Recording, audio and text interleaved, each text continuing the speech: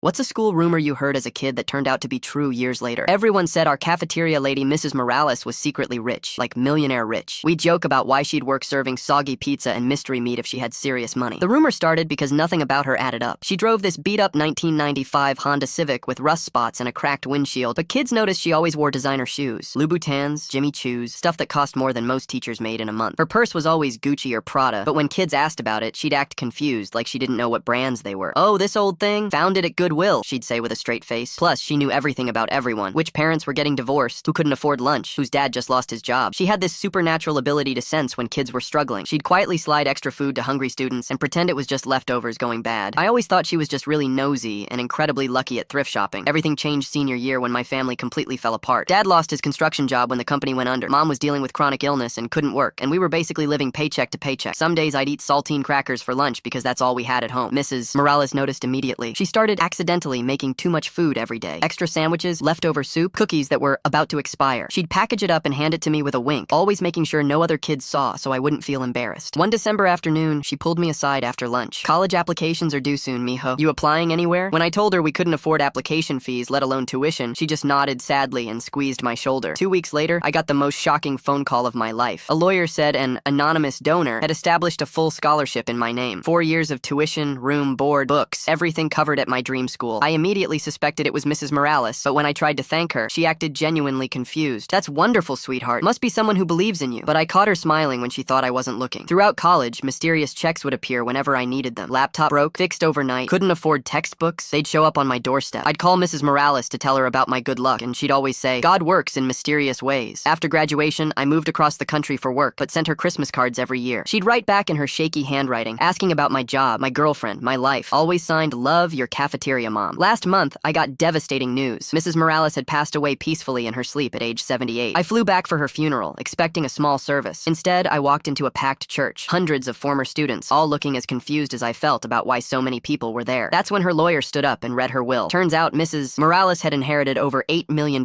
when her wealthy husband died 20 years earlier. She could have lived anywhere, done anything, but she chose to keep working in our school cafeteria because she genuinely loved taking care of kids. The lawyer then read a list of students she'd secretly put through college over the past 2 decades. 47 names total. Mine was the very first one on that list. Through tears, he explained that she'd been quietly paying for everything: tuition, living expenses, emergency funds, for dozens of kids whose families couldn't afford higher education. She made the lawyer promise to keep it secret until after she died because she never wanted gratitude or recognition. She just wanted to make sure no kids' dreams died because of money. I still have her last Christmas card. It says, "So proud of the man you've become. Love, your cafeteria mom." Now I know why her shoes were always so expensive. When you're secretly changing hundreds of lives, you might as well walk in style.